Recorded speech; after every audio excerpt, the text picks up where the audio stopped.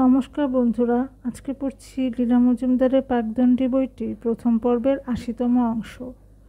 মাসিমা নতুন হয়তো সেবার ৫-৬ দিন ছিলেন। তারই মধ্যে ওদের পুরনো বাবুর্চি শকুর এসে বলল, মা চলুন, আমি তো সাহেবকে সামলাতে পারছি না। এই গরমে রোজ দুবেলা খিচুড়ি খাচ্ছেন, কিছুতেই কথা শুনছেন না। পরে এই প্রসঙ্গে মেসোমশাই বলেছিলেন, তোমার মাসিমাকে বুঝে উঠতে পারলাম না। দুপুরে খিচুড়ি মাছ ভাজা খাই, রাতে খিচুড়ি মাংস কষা খাই, তাতে দোষটা কী হলো বলো তো? নতুন বাড়িতে এসে আমরাও অনেকখানি সচল হলাম। সমবয়সী আত্মীয় স্বজনরা, ভাই বোন ভাইপো ইত্যাদি এসে জটলা করত, সারাদিন থেকে যেত, কখনো রাত কাটাতো। এত বড় পরিবার আমাদের যে বাইরের লোকের অভাব বোধ করতাম না। নিজেদের নিকটাত্মীয়দেরও গণ্ডিটিও খানিকটা বেড়ে গেছিল। মেজ জেঠাকে পুষিয়ে নিয়েছিলেন তার দুঃসম্পর্কের কাকা হরিকিশোর।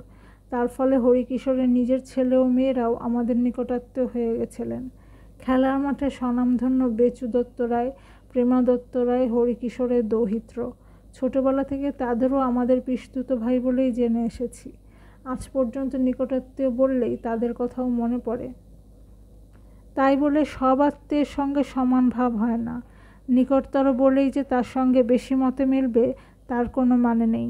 এই সময় আমাদের মনের আরেক দিকেও প্রসার হওয়াতে এতদিন যে অন্তরঙ্গতা শুধু বোনদের মধ্যে সীমাবদ্ধ ছিল, সেটা আরও বিস্তৃত হলো।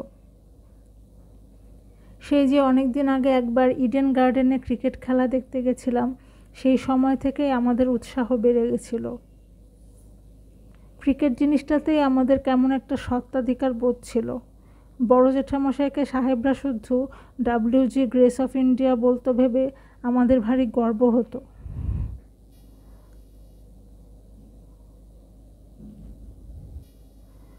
কোনো পত্রিকায় একবার পাশাপাশি দুজনার ছবি বেরিয়েছিল। সাদৃশ্যও যে ছিল তাতে সন্দেহ নেই। তবে বড় জেঠামশাইয়ের মধ্যে আরেকটা মানুষে ছিল যে ফতুয়া আর খাটো করে ধুতি পরে হাতের গামছায় ভিজে কাপড় বেঁধে রোজ হেঁটে গঙ্গার ঘাট থেকে স্নান সেরে ফিরত। আশ্চর্যের বিষয় হলো, দুটির মধ্যে কোনো বিরোধ ছিল না। আমাদের সমস্ত পরিবারের আর পরিবারের দৌহিত্র বংশের অনেকের মধ্যে এই যে ক্রিকেট প্রীতি, এর মূলে ছিলেন বড় জেঠামশাই। এমন একটা পৌরুষের প্রতিমূর্তির প্রভাব কারো পক্ষে এড়িয়ে যাওয়া সম্ভব ছিল না। বেচুদারা, সোনা পিসির আর সুন্দর জেঠার বাড়ির ছেলেরা স্পোর্টিং ইউনিয়নে খেলত। বাবা জেঠামশাইরা টাউন ক্লাবের পুরনো সদস্য। আমরা আগে টাউন ক্লাবেরই গল্প শুনতাম, তবে তাদের কোনো খেলা দেখিনি। অনেকের ধারণা যারা টাউন ক্লাব পত্তন করেছিলেন তাদের মধ্যে অগ্রণী সারদা রঞ্জন। কথাটা ঠিক নয়। 18 শতকের একেবারে শেষের দিকে নাটোরের মহারাজা ভূকৈলাসের রাজা ও আরও কয়েকজন উৎসাহী যুবকের চেষ্টায় টাউন ক্লাবের প্রতিষ্ঠা হয়েছিল, এই তথ্য বেচুদার কাছে পেয়েছি। এখন যেটাকে লোকে কলকাতা বিশ্ববিদ্যালয়ের মাঠ বলে জানে, আগে সেইখানেই টাউন ক্লাবে খেলতো। কেন এই মাঠ ছাড়তে হলো বলতে পারি না। পরে পাশের একটা মাঠ টাউন ক্লাব পেয়েছিল এবং এখনও সেখানেই খেলা হয়। যতদূর জানি ফুটবল, হকি, ক্রিকেট সবই খেলা হতো। বড় জেঠামশাই কলকাতায় এসে ভাইদের নিয়ে এই ক্লাবে যোগ দিলেন।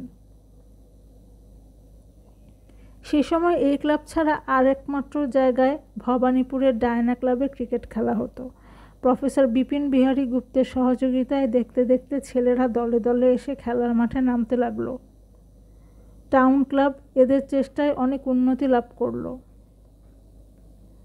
সারদারঞ্জনকেও কলকাতার ক্রীড়ামোদীরা চিনে নিল। নাটোরের মহারাজা জগদীন্দ্রনাথের নিজের দল ছিল। বড় জেঠামশাই, ছোট জেঠামশাই তাতে খেলতেন। শুধু এতেই জেঠামশাই সন্তুষ্ট ছিলেন না। তিনি বুঝেছিলেন, ব্যাপকভাবে ছেলেদের খেলার মাঠে নামাতে হলে কলেজে কলেজে ক্রীড়া বিভাগ করা ছাড়া উপায় নেই। বিদ্যাসাগর কলেজে তিনি ক্রীড়া বিভাগ আর তার জন্য আলাদা তহবিলের ব্যবস্থা করলেন। শুনেছি তিনি ছেলেদের খেলায় যোগ দিতে একরকম বাধ্য করতেন, আর নিজেও শুধু উপস্থিত থাকতেন না, খেলতেনও। ছাত্রদের আর প্রফেসরদের নিয়ে আলিগড়ে গিয়ে তারা জিতে ফিরেছিলেন। টিমের খ্যাতি বাংলার বাইরেও ছড়িয়ে পড়েছিল। পরে কলকাতায় অনেক ক্রিকেট ক্লাব অনেক প্রশংসা অর্জন করেছে, কিন্তু খেলার প্রবর্তন করেছিল টাউন ক্লাব, একথা ভুলে গেলে চলবে না। বেচুদার মতে ক্রিকেট খেলার প্রবর্তক হলেও উন্নতির ক্ষেত্রে এ ক্লাবের অবদান সেরকমভাবে উল্লেখযোগ্য নয়। তবে সেটা খুবই স্বাভাবিক।